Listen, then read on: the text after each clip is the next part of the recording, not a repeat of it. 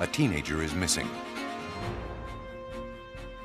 A police investigation exposes the deaths of dozens of boys and young men. All are traced to a single killer. A photographer turns to rape and torture, meticulously documenting his crimes on film and audio tape. In a quiet suburb, 4 people are found dead. Police wonder about the kind of madman who could commit this crime. For serial killers, one death is just the beginning. Obsessed, they strike again and again, learning more with each crime, improving, perfecting. They're confident they'll never be stopped. But the mind hunters work tirelessly for their capture.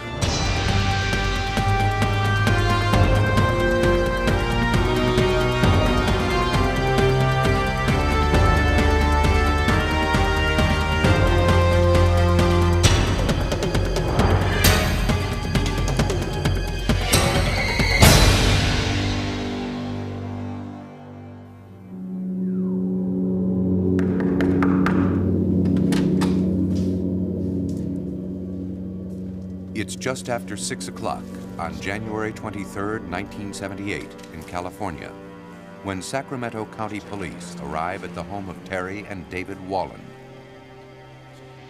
They are called there by a neighbor at David's frantic request. 22-year-old Terry Wallen has been brutally murdered. The house shows signs of an intense struggle between Wallen and her killer.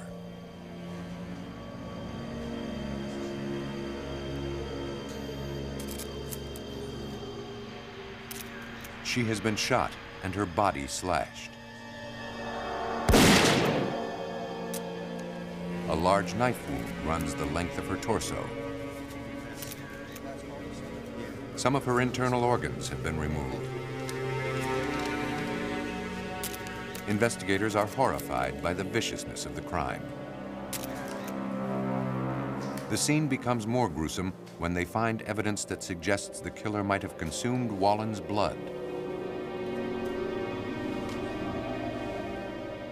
Officers find a yogurt cup with bloody lip prints around the rim.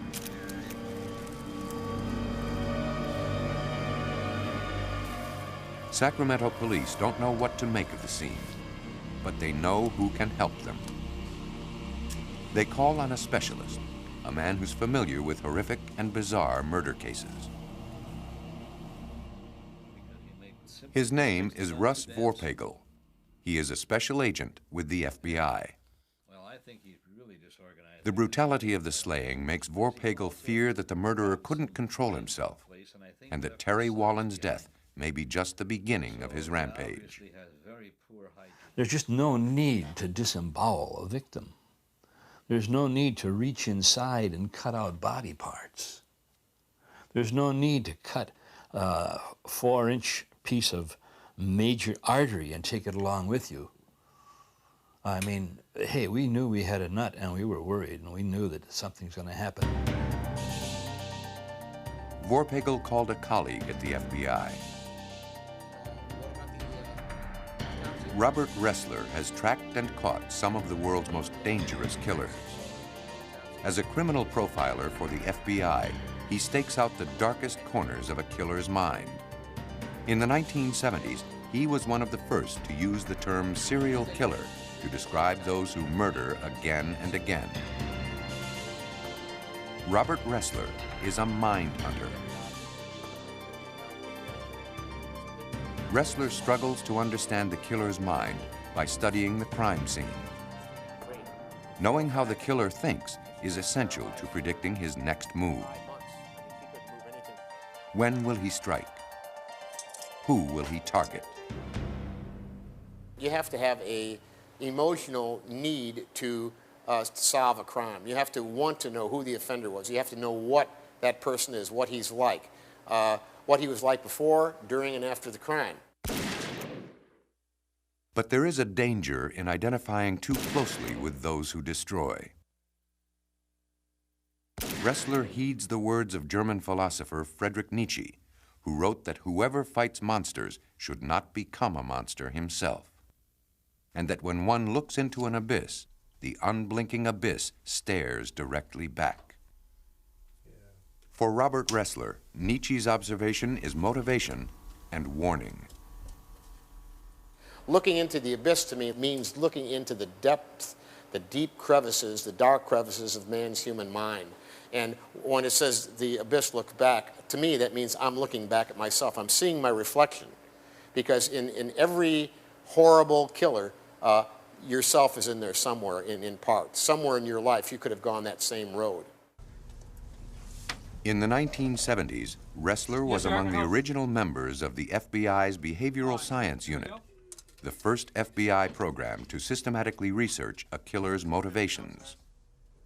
Ressler interviewed some of America's most notorious murderers in prison to learn about their habits and attitudes. Today, Ressler is a private consultant who works all over the world to help solve serial murders. In January of 1978, Ressler applied his knowledge to help Sacramento County investigators devise a psychological profile of Terry Wallen's murderer. It was the first step in tracking the killer. Ressler began his profile by examining the crime scene details. What you look for at a crime scene is the positioning of the body, the way the body was left by the killer. You look at the state of the body from the standpoint of being clothed or unclothed, and of course you're looking for available weaponry, or did the killer take a weapon to the scene, use it, and take it away. These are all things that you really start sizing up in your head. After Terry Wallen was shot, the killer cut her body with knives taken from her own kitchen. Then he left them in plain sight at the scene, a detail that would prove instructive for Ressler. Because the greatest number of serial killers are male, at the time, Vorpagel and Ressler conclude their suspect is a man. They also assume he's white, like the majority of American serial killers. The brutality of the crime and the killer's apparent disregard for leaving evidence behind convince the pair their subject is mentally ill. That helps them pinpoint the killer's age. Ressler knows that mental illness usually begins in adolescence. It would take at least 8 years for the killer to grow sick enough to perform the acts of violence he inflicted on Terry Wallen. Assuming symptoms began at age 15, Ressler figures the killer would be in his mid to late 20s. Any older, and he would have already committed several gruesome homicides. Ressler goes further. He believes the killer to be schizophrenic, a mental illness characterized by delusions, hallucinations, and bizarre behavior.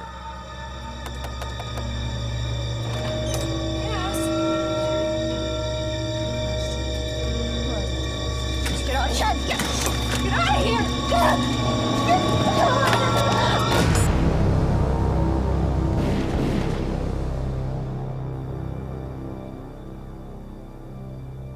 The heinous nature of the crime points to full-blown psychosis, a total loss of contact with reality. Because he drinks the blood of his victims, investigators call him the vampire killer. From his office in Virginia, Ressler works feverishly with Vorpagel in Sacramento to refine the killer's profile. What would he look like? They are convinced police should look for someone thin. Male schizophrenics generally eat poorly when they eat at all. And Russ Vorpagel believes the murderer will pay little attention to his appearance. A guy that is suffering from a major mental illness is probably going to have a deterioration in his hygiene. Probably doesn't cut his hair, wears the same clothes for weeks at a time, doesn't brush his teeth, is scroungy looking. Given his bizarre behavior, the killer would likely live alone. Vorpagel delivers a copy of the profile to the Sacramento police to circulate throughout the county. But no strong suspect emerges. the vampire killer remains at large. Will the profilers find him before he kills again? Sir? 3 days after Terry Wallen's brutal murder in 1978, less than a mile away from her house, the vampire killer strikes again. Police find the bodies of Daniel Meredith, Evelyn Miroth, and her son Jason. Missing and presumed dead is Miroth's 22-month-old nephew, Michael Ferriera. These new deaths convince Ressler and Vorpagel that unless this murderer is found quickly, he will strike again. The mind hunters redouble their efforts. Using information gathered from this crime scene, they refine their original profile. Again, the vampire killer shot his victims. Again, he used knives taken from the victim's kitchen.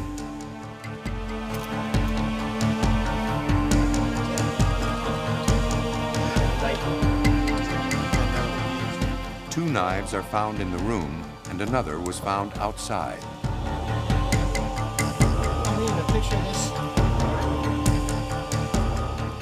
He doesn't seem to care that he's left the weapons behind.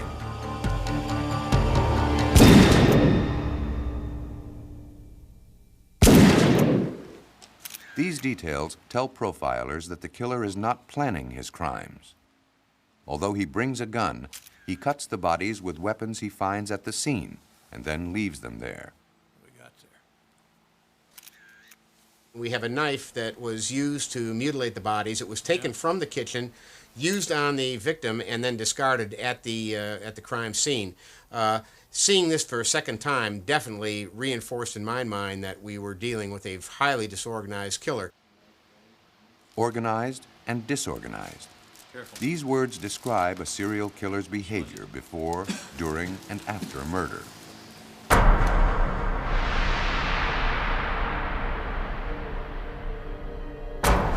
Organized serial killers carefully plot their moves. They cover their trail so thoroughly that little or no evidence remains to tie them to their crimes. By contrast, disorganized serial killers act on impulse. Their behavior is random, making their next move difficult to predict. Investigators find bloodstains in the bathtub. Profilers believe the vampire killer may have bathed in a mixture of water and blood.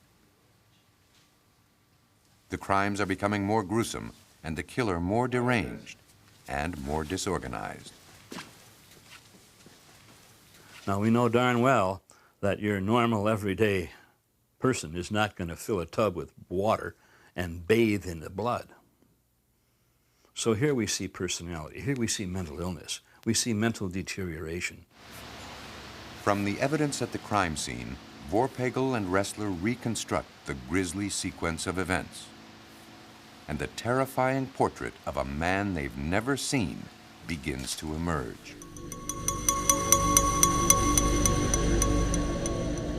The evidence reinforces the mind hunter's belief that the vampire killer's appearance will continue to deteriorate.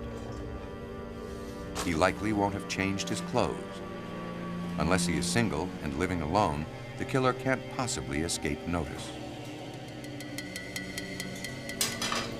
Their subject is a thin, disheveled loner, not more than 30 years old.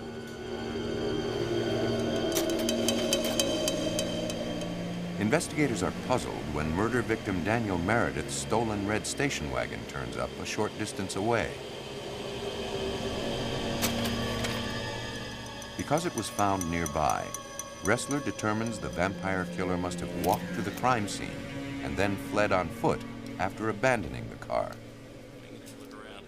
The killer would be residing within a very close distance to that abandoned car. I said approximately 1/4 mile. The day after the Miroth murders, police receive an unrelated report that a dog has been shot and mutilated within blocks of the crime scene. For the mind hunters, it's the break they've been looking for. They know that as children, serial killers often mutilate or kill animals. And he would go out and kill these pets, shooting them with the same gun he shot Wallen and Miroth and Meredith. Same gun, he'd shoot these pets. And then he'd gut them and drink their blood. As more animals are found dead, the circle closes. The mind hunters are convinced that the vampire killer lives near the slaughtered animals and his human victims. He won't have traveled far. Police circulate the revised profile throughout the city in hopes that someone may have seen a disheveled or strange-acting man. Officers concentrate on a quarter-mile radius of the murders.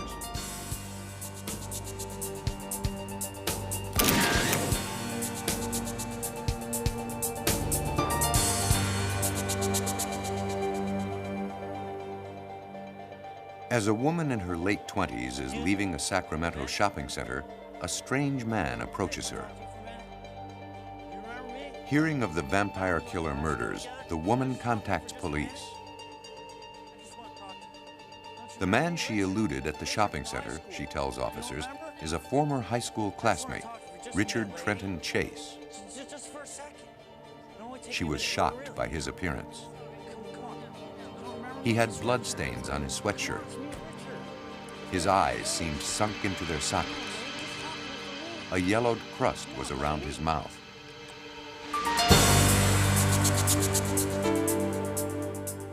According to the woman's description, Chase fits the profile of the vampire killer.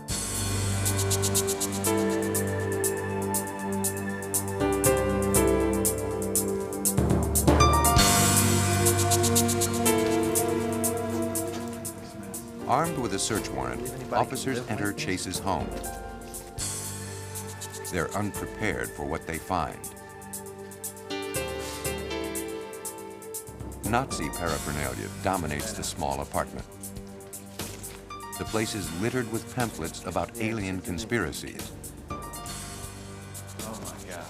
The chaos in the living room fits the profile of someone with an equally chaotic mind.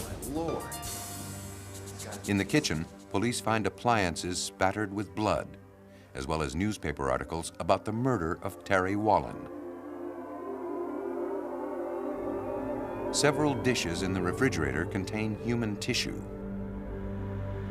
In a kitchen drawer are knives taken from Wallen's home.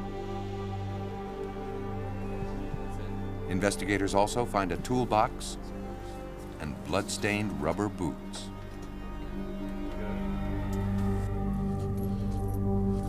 Chase is arrested and charged with 6 counts of first-degree murder, including the killing of Evelyn Miroth's nephew, 22-month-old Michael Ferriera, whose remains are found not far from Chase's apartment.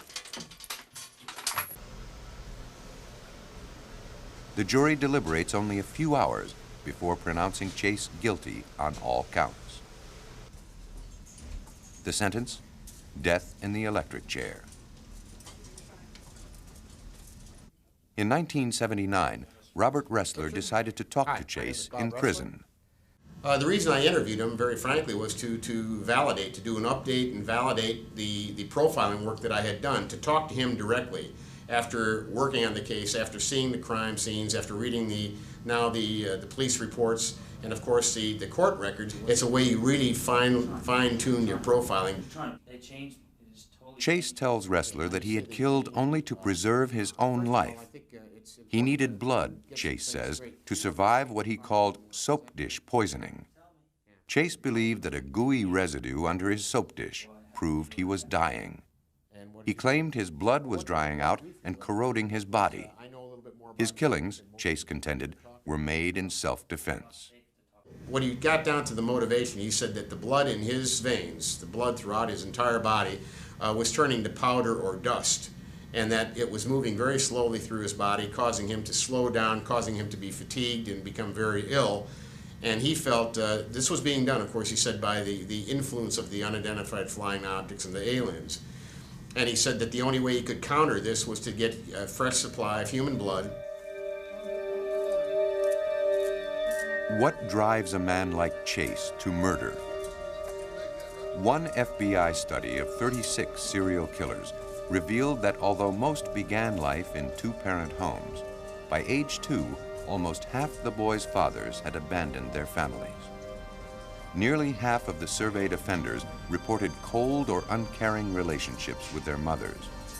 26 reported such relationships with their fathers. Nearly 70% of the families had histories of alcohol abuse. 1/3 had histories of drug abuse. Almost all reported some form of childhood psychological, physical, or sexual abuse.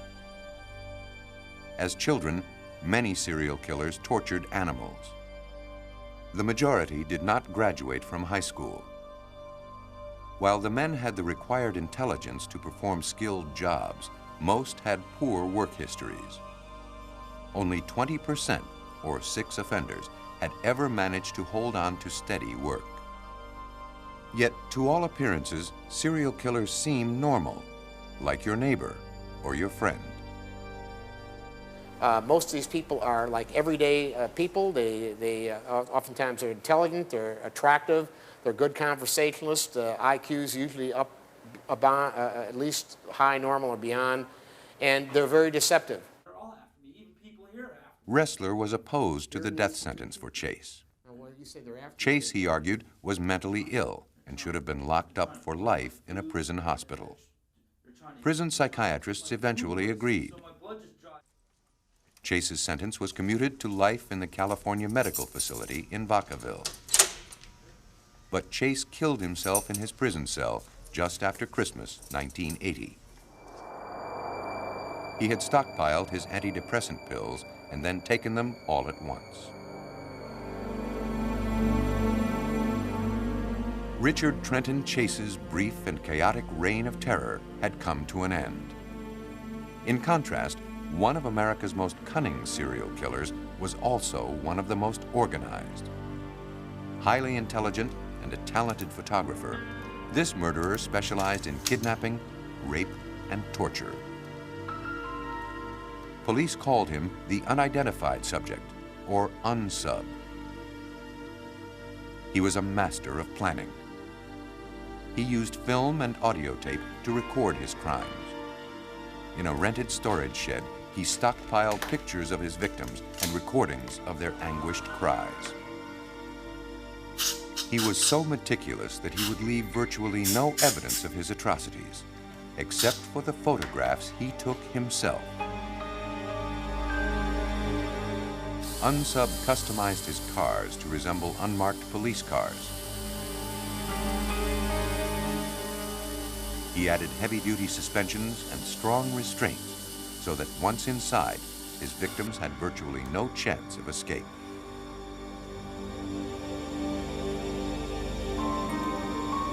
For 5 years, he traveled from state to state, never staying in one place too long. He was self-reliant, financing his crimes of kidnapping, rape, and torture with yet another crime. He was a skilled counterfeiter. He was confident that he would never be caught.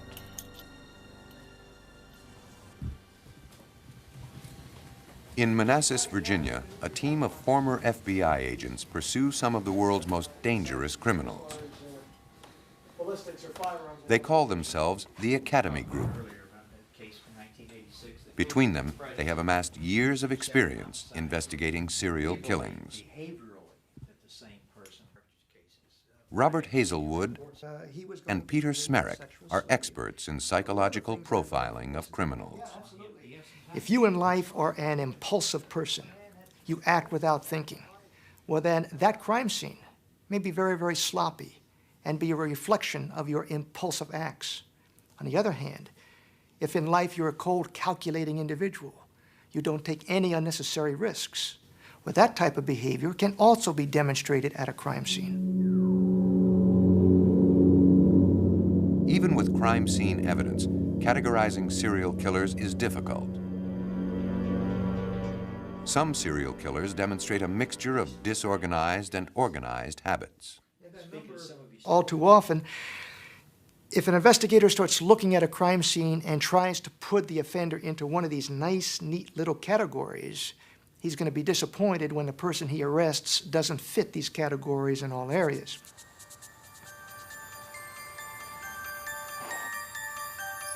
In the seaside resort of Ocean City, Maryland, a young woman has just finished her shift at a convenience store. It is Memorial Day weekend, 1979. She is approached by a man who identifies himself as a police officer. He shows her his identification and is driving an unmarked police car. He tells the woman she is a suspect in a series of robberies, and he insists that she accompany him to police headquarters for questioning. He handcuffs her and pushes her into the car. It's the beginning of the longest and most terrifying experience of the woman's life.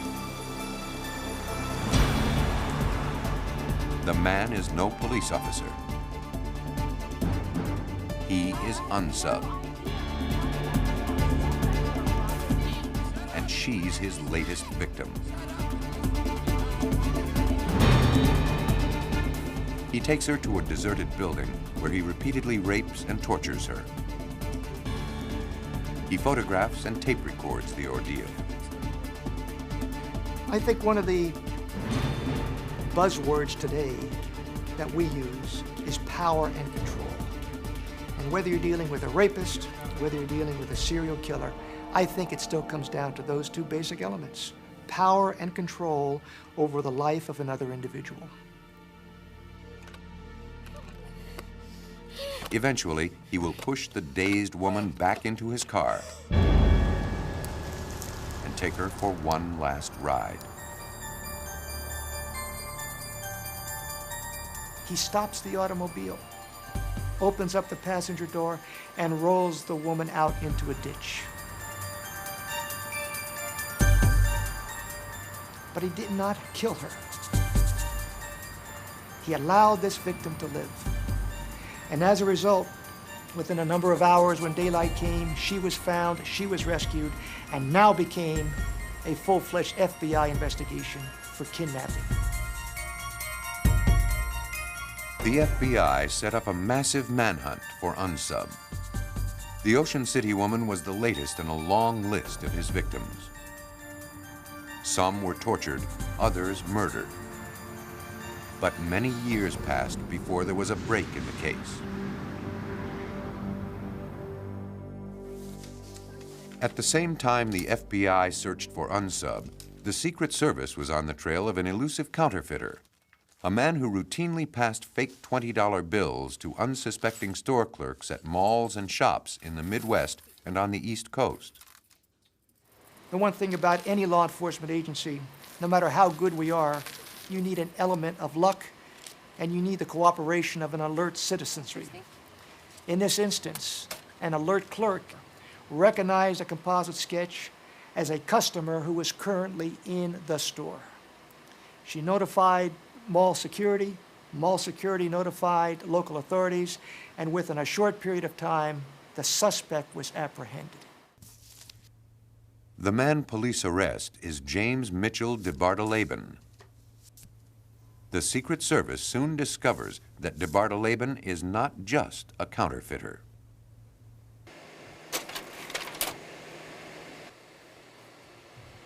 Secret Service agents search a storage unit rented by DeBartoleben. Inside are sheaves of the fake currency he's been passing. But to their shock, agents also discover a grotesque treasure trove of pictures and audio tape. The 1983 discovery unmasks the focus of the FBI investigation.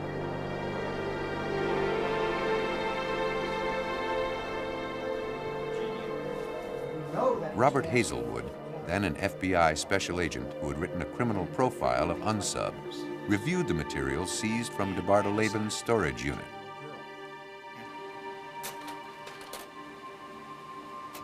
Agents find thousands of photographs of DeBartoleben's victims. Among them, are photos and audio tape of the woman abducted in Ocean City in 1979. Some of the photos date back to the early 1960s. They find the tools of a killer's trade. Victims' clothing, 10 guns, phony police identification, journals, blood-stained lingerie, and jewelry. 7 license plates allowed DeBartoleben to roam with little fear of his car being traced. The FBI also found handwritten notes. They contained codes that referred to past and future crimes.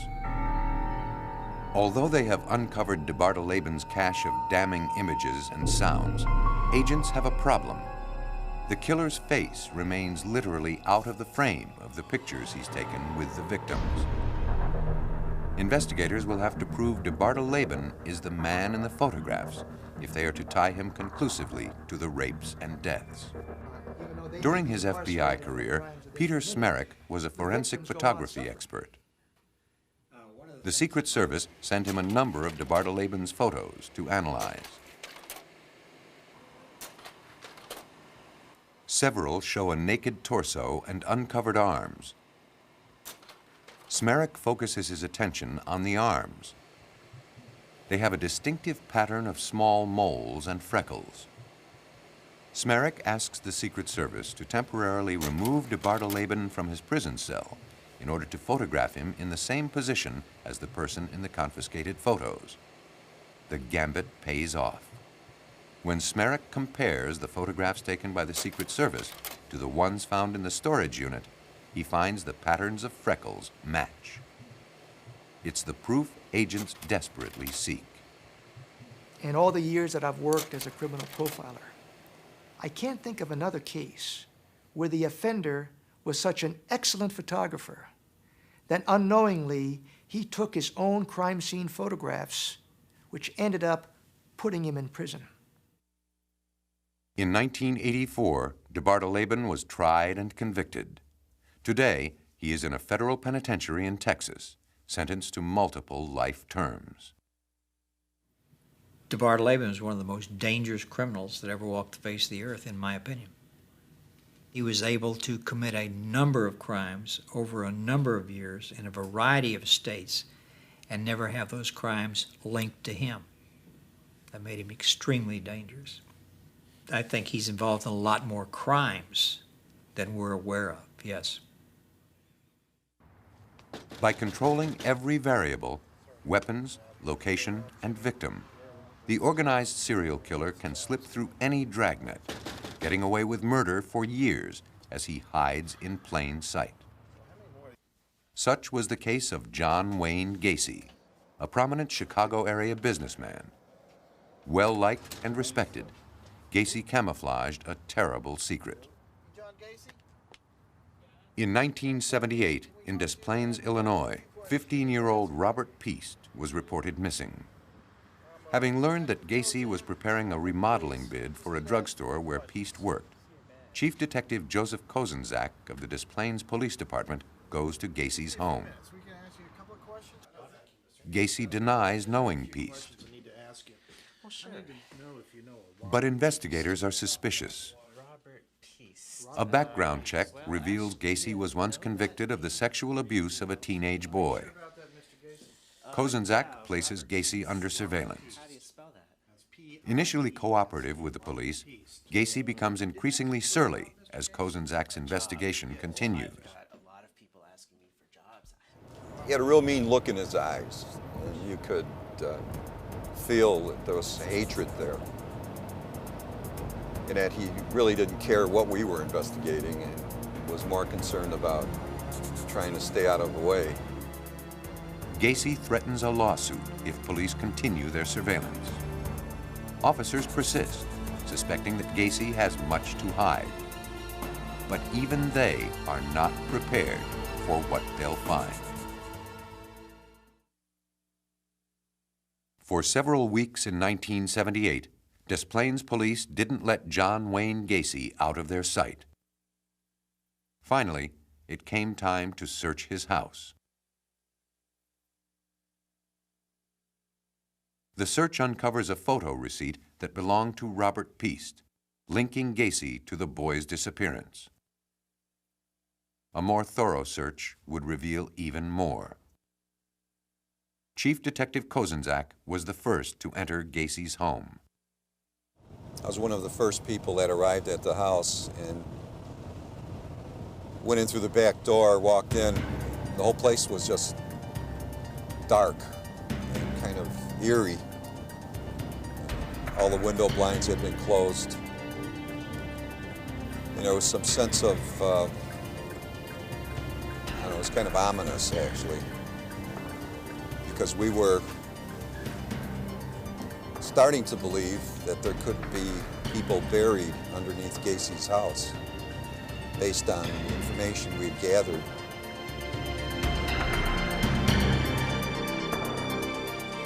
Police interviewed Gacy's ex-wife, friends, and former employees.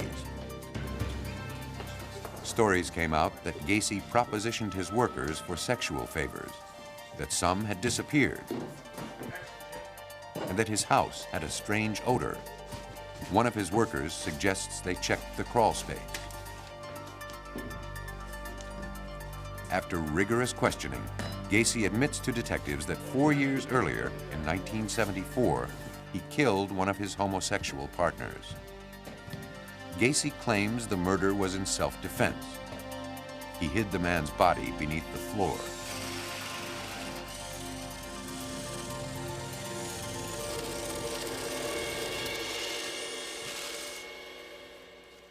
Then, Gacy shocks investigators. He confesses that he murdered almost 36 young men and boys, also hiding many of their bodies under the floor.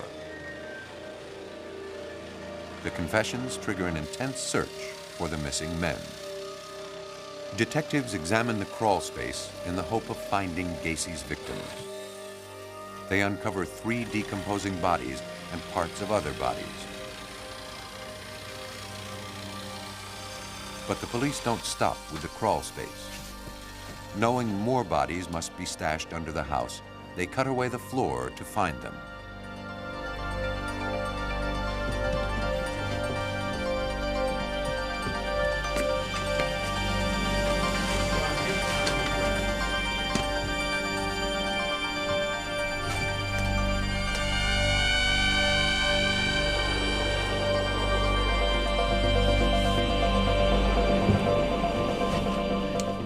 Eventually, they would find bodies buried under the dining room and garage floor. Under the house is a virtual killing field of buried bones and jumbled skeletons. Police arrest Gacy for the murder of Robert Piest, though the bodies they uncovered were dead too long to be the missing boy. Gacy, he figured that the best way not to get caught for his crimes was to keep control of his victims after death. But when you're a psychopath, a sexual psychopath, he figured nobody would ever find those bodies down there because he was too smart, smarter than police, smarter than everybody. By stashing his victims in his own home, Gacy maintained total control over them, even in death, and could remain confident that no one would ever find them without his knowledge. Such careful attention to detail, from planning to death, is the mark of a highly organized killer. Everything about the case, especially when viewing the home inside, would indicate that Gacy was highly methodical, very well planned, and that he had thought these crimes out in great detail prior to embarking upon them. Gacy also dumped his victims in the Des Plaines River. Police recovered 6 more bodies there.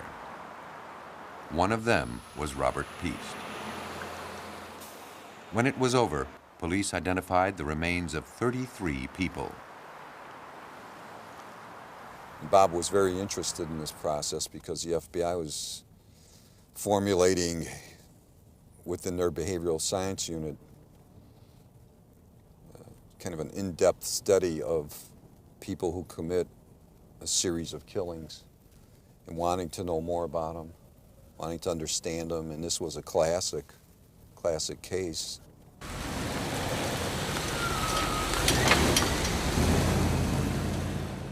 The goal of the FBI's Behavioral Science Unit is to map the mind of the serial killer. So many people believe that it's the sexual act itself that he's performing with the victim that is of primary importance to him. In reality, it's the entire game that's important to them. The selection process, the surveillance, knowing that I have selected you to become my victim and you don't know it. And then all of the planning that goes into the stages of actually conducting the abduction. And so they are rehearsing this and living this maybe for weeks or months before the actual abduction occurs. And to a certain extent, the sexual activity afterwards may almost be an aftermath. That's gotta hurt. With each killing, Gacy refined his methods, learned from his mistakes, and improved on his successes. He carefully lured his victims into a well-designed trap, distracting them with weightlifting, plying them with alcohol, and showing pornographic movies. Bring it down to your chest, all the way down. Okay, can you bring it up? Can you lift it up? He eventually grew so confident that he brazenly targeted a boy from his own neighborhood. Many victims came to Gacy's home hoping to get a job with his contracting firm. He'd meet with them in his garage.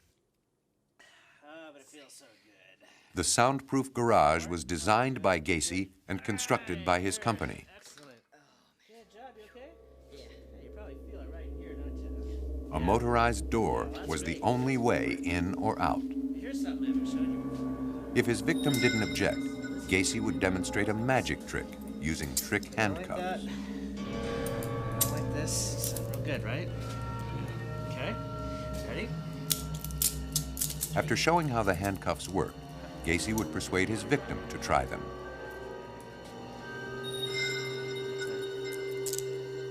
Ready? All right. Now, you did it the easy way, the hard way. Then he would challenge him to attempt the trick behind his back. If the victim agreed, the trap was sprung. Gacy would switch the trick handcuffs for real ones.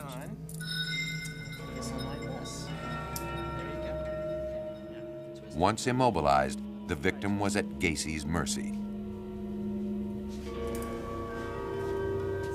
Hey, come on, man. 1, 2, 3. Try to twist it. Only Gacy knows exactly what happened You have to next. relax. Come on, Bobby, relax. Okay.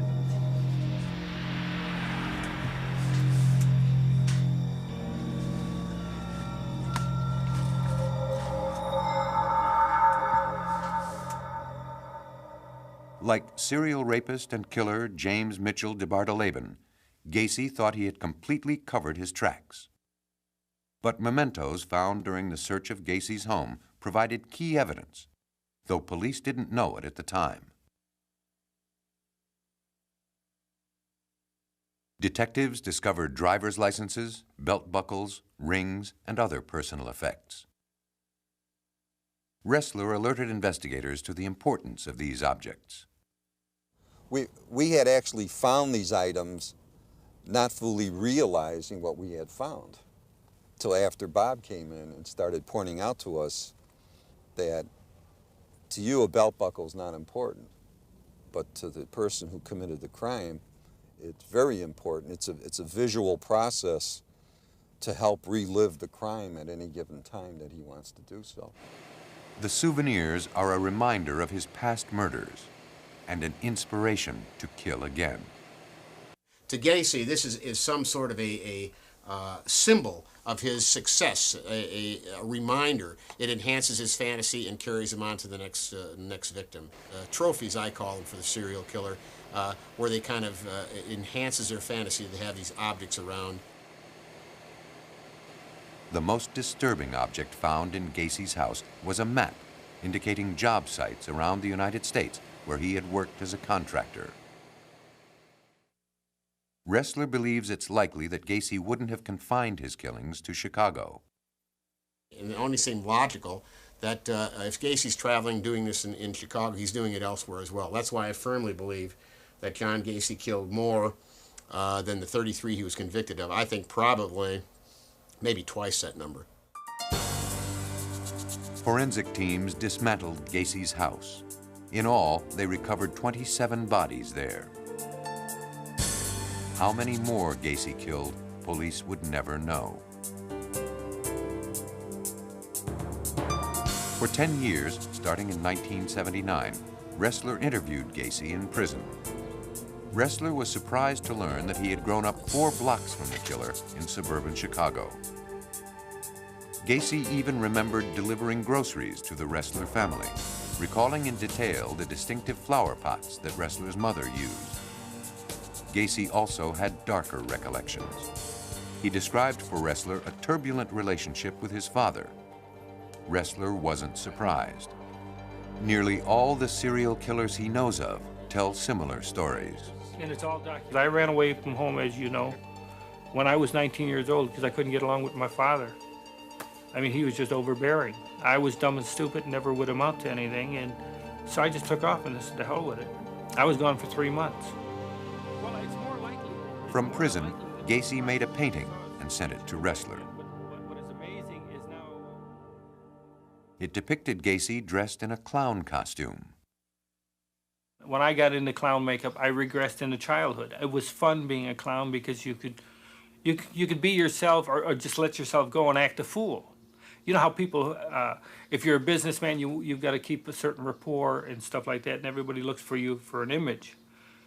But as a clown with the makeup on, you could be slapstick and funny and have a good time. That's why I always enjoyed clowning. In Gacy's painting, he stands in a grove of evergreen trees, surrounded by balloons. The inscription on the back reads, "You cannot hope to enjoy the harvest without first laboring in the fields." Gacy refused to explain the painting's meaning to Ressler or to anyone else. Ressler believes the painting hints at many more murders Gacy committed. He said, you can get away with a lot of things when you're behaving as a clown because people see you as something funny, they see you as something as amusing. They don't know what's beneath the grease paint. They don't know what's beneath the cloth. He said clowns can get away with murder.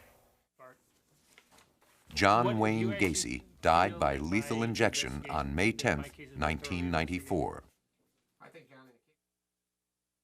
Since the early years of criminal profiling in the 1970s, other serial murderers have been identified and caught. Such names as Son of Sam, Ted Bundy, and Jeffrey Dahmer have become known to mind hunters and to a public alternately fascinated and repelled by their crimes. Serial killers are driven by control, by dominance, by discipline, by authority. They have very warped concepts of interaction with another human being. They don't look at another human being as a human being, they look at them as an object. Robert Ressler believes that serial killing, while not limited to the United States, has intensified in this country since the end of World War II. Part of the reason has to do with a culture that glamorizes and encourages violence. Culture produces violent crime. I would say 75% of the world's serial killers are American products. Yeah, it sounds very strange, but it's one of our, it's like America, it's like a baseball, apple pie mom and serial homicide. It's unfortunate, and it's certainly tragic in a sense, but it's one thing in the world of criminology. The United States is absolutely broken all records. Profilers must take care that the poisonous thoughts of those they track don't pollute their own. For one who stares into the abyss, there is a danger of falling in. Ressler says that mind hunters must work their way back from the brink every day of their lives. I've maintained a balance, I think, consciously, by isolating myself from the horror of what I see. I go to work at 8, I quit at 5, I go back to a normal life, I have a drink, I watch the news, I cut the grass. I've kept a perspective. I've kept in tune with the mainstream and the normal people of society. For Ressler, profiling is less about drama than about analysis. Observe, think, conclude, and realize there are no easy or quick answers. The movie concepts is that the profiler will solve the case, everybody can fold up their tents and go home. Profiling is one tool in the overall toolbox of the investigator. It gives him one more dimension, one more piece of that puzzle. And when you put it all together, sometimes it's very effective. Profilers explore the mind's darkest regions, dragging what's hidden into the light of day. Only then can it be examined and learned from. The value of profiling, as in this case of Richard Chase, is to give the police some concept, some psychological portrait or an image of the logical type of subject that they're looking for, to give them a clear picture, because otherwise it's just an empty room. These human monsters feel they can never be caught, that they are invulnerable. Yet, with each new victim, each drop of blood, each fiber or DNA strand left at the scene of a crime, the mind hunters probe deeper into the killer's mind. Perhaps the day will come when profilers won't be needed. But for now, the mind hunters will have to continue looking into the abyss.